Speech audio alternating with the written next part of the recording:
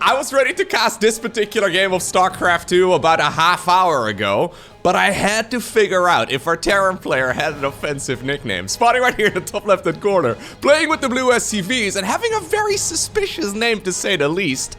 We have Grödelmimp. I still feel a little dirty just saying that out loud. Google Translate didn't really help me out all too much, so I decided to ping everybody on the LowkoTV Discord server.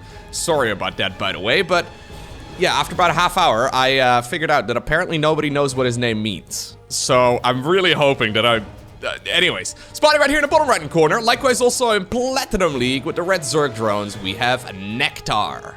Alrighty, so from what I understand, this is a very painful game of StarCraft 2. It's of course a viewer-submitted game. As always, if you have an awesome match of StarCraft 2 that you've recently played yourself, you can submit it to a replays at LowkoTV. Just attach the .sc to a replay file to the email and, well, send it on over. And I may very well be casting your game in the future.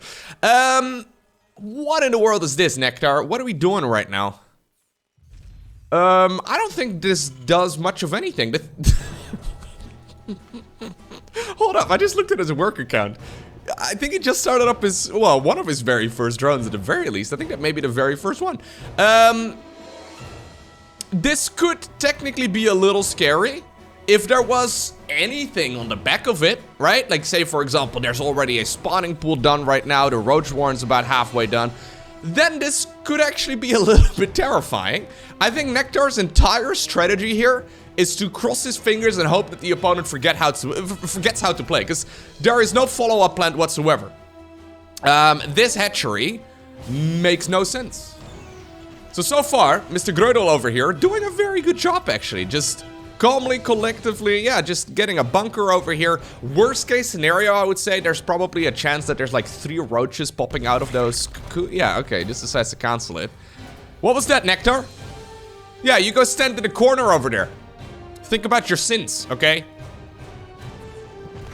It's like an old elementary school classroom over here. At least that's what I've heard. Back in the day, apparently, you would have to stand in the corner for the rest of the morning.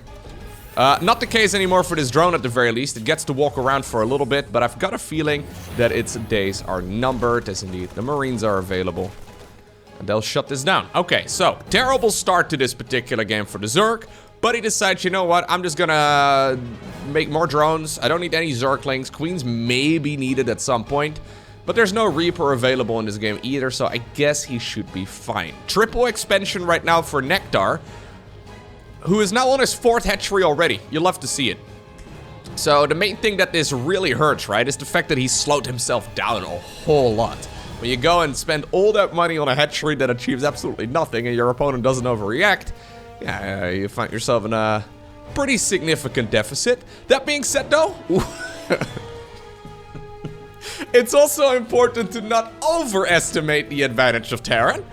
Like Mr. Grödel may very well be doing right now. What in the world's going on here? We've got ourselves a command center. Baneling nest on the back of this too. This is a baneling nest before, well, Zergling speed. So, not exactly sure what Nectar is up to. Like I said, this is a Platinum League game. Platinum League players, generally speaking, in 2023 are actually really darn good at the game. This may not be the most impressive game so far. Are we gonna go for a slow Zergling Baneling bust? Whereas Terran's gonna go for a proxy command center on the other side of the map. Marines are coming across, Hellions are almost here. We're gonna put down a creep tour underneath the Hellion fire. Don't think that's a great plan. These Hellions alone can probably win the game, if I'm being honest with you. There's a bunch of Marines available too. They can deal a stupid amount of damage. So 2 Banelings are coming up right now. Link speed starts up. I think Nectar probably just forgot about that upgrade. Queen number 1 is gonna go down. The drones are pulled away as well from the mineral line. This game is very over. I mean, Terran doesn't have an expansion on the back of this, and I don't know why, but this game is, well, he's got this expansion. What are we doing? Oh my god, we're going for a planetary on the back of this? That's what we're doing? I thought we're making a proxy base. That's not what we're doing at all. This is a planetary fortress rush. Why would you decide to put all of your eggs in one basket when you're already in such a good spot? Here comes the command center. The queens are looking at this right now. Euthermal has a bad influence on the ladder, man. I don't even think this is a good spot. Yeah, oh, no, well, now you can't land it anymore. You can't land on creep. Yeah, I don't think this position is, oh, God. Oh, God, are we gonna make a planetary over there? I didn't like this spot over here because it doesn't really do much good. It would have been much better if it could be, you know, actually blocking one of these bait. We're gonna go planetary over there now. Planetary over here in the choke point. The Hellions, though, do all get surrounded here. That planetary is not finished yet. Ay. More SCVs are coming across the map here. The SCVs, I guess, are planning on repairing the planetary fortress. This man has grown very attached to a planetary here. 2 mules? This is the most expensive planetary I've ever seen in my life. Well, there we go. The SCVs, they can repair the planetary. They can repair each other. It's a circle of love over here on the side of the Zerg. Here's what Nectar could do, you know? Ignore this entirely. He could just go around this way. Like, there's another exit out of this position. Like, there's another one right over here. There's so many ways. You could even mine this out and go around. There's so many options. But no. No. This cannot be allowed. Having a planetary on the creep, look at it. It's planetary feet and I don't know, whatever this is. Where I guess the SCVs roll out of that location.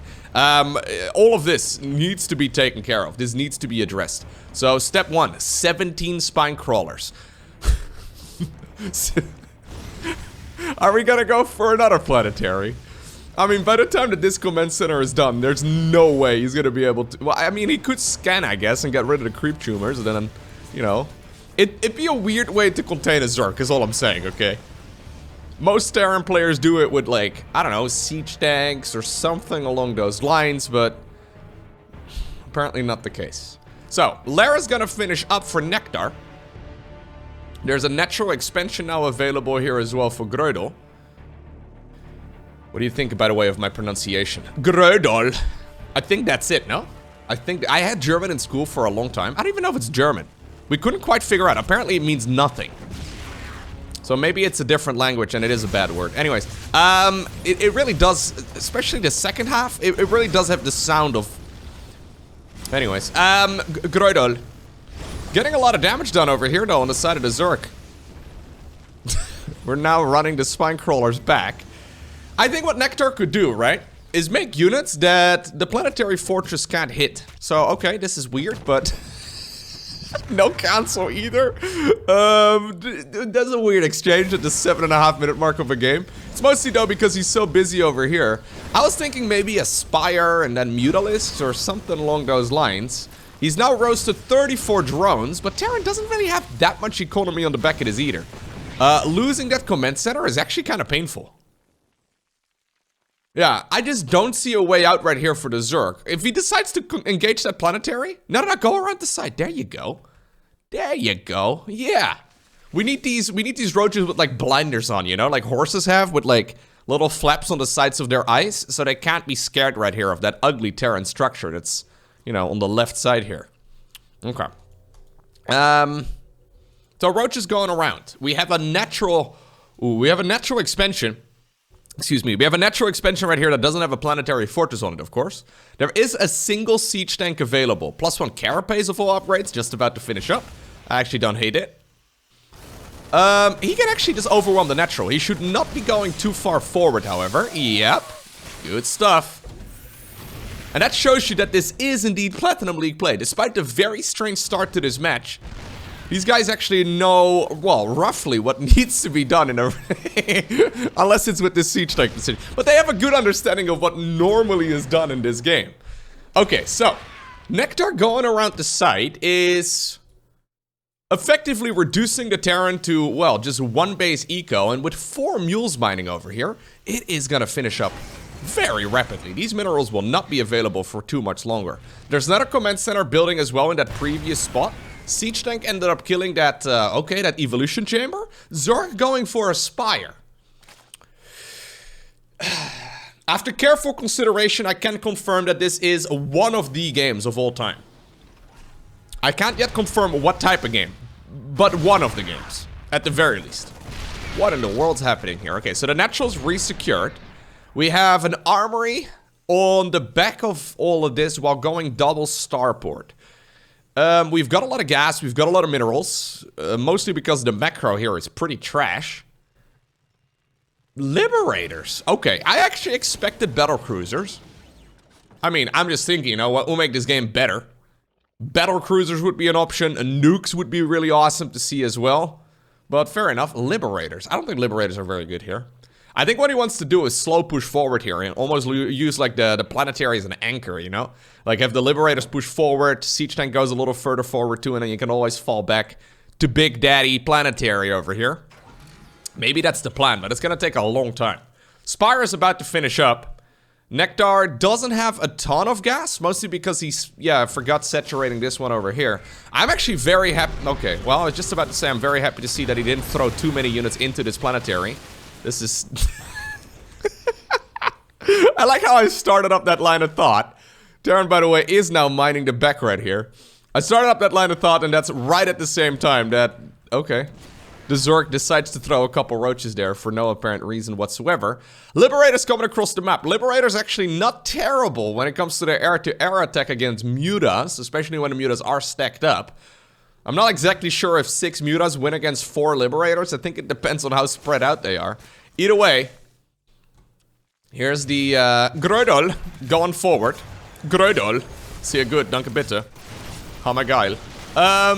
We've got them going in right now. Okay, liberators just sort of die because, well, they show up right around the same time as those mutas do, and a couple of mules also going down there. Not bad.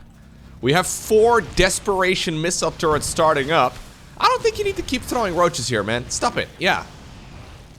Planetary fortresses or fortry. No, stop it. Stop it. You're gonna lose all the roaches. Okay. Just don't, man. They deal a lot of splash damage, as you may have already noticed, with all of those roaches dying very rapidly. They deal splash. Hold up. Where did that SCV come from? Did he just make that out of that command center? Yeah, he did. So that command center is rallied on top of the missile turret. That's like 98% of the way done. Sorry, that's really funny. Bloop. Touch it up. There you go. Just remove the scaffolding. Suddenly, suddenly the missile turret is done. Lovely attempt there. Nectar going for a ton of drones. He's also found his base over here right next to his natural. This one's also gonna fall at this rate. Yep, not bad. Couple more liberators available over here. Okay. I don't think this is really gonna do all too much though. I think Grödel is throwing away a little too much stuff. It would really help if he managed to, well, spend his money. That's why I was thinking planetaries would actually be a decent choice. Okay, so Hydra then coming up. Nectar basically going for every single bit of tech that he can find, man. Do we have an infestation pit yet? Can we think about Evo chamber upgrades maybe? Anything, you know? That'd be nice, but anyways, just spending a lot of your resources, I guess, and getting more stuff is probably ultimately the best move here. Roach is going in for the counterattack, scouting out what's going on the other side of the map. Terran is stuck on 2 bases. Grödel now has spent his money. He's going Viking, Cyclone, Marine, Siege Tank. In case you're wondering, no, that's not a unit comp. Well, I mean, in the strictest sense of the word, it's a unit comp, but I don't think it's very good. Ghost Academy coming up as well, okay. Ghost Academy normally doesn't come up until 4 base Terran. But, fair. Sure. We can do whatever we like. Okay, so. Lurker then on the back of this too. That's one of the tech routes he didn't have available yet, so, you know. It's like Christmas morning. Every time he selects a larva, he can pick whatever he likes. It's beautiful. He's got like a Zerg wish list. Today I want a Ravager. Boom. Now I want a Hydralisk. Boom. Now I want a Muta. Fantastic. Maybe slow Zerglings? Get a Baneling or 2? So many options. 3rd starport, by the way, just started up. Does the man not know about reactors? I mean, he's got a reactor right here. Why do we start up another starport if we're producing Vikings one at a time? If the goal is to produce more Vikings?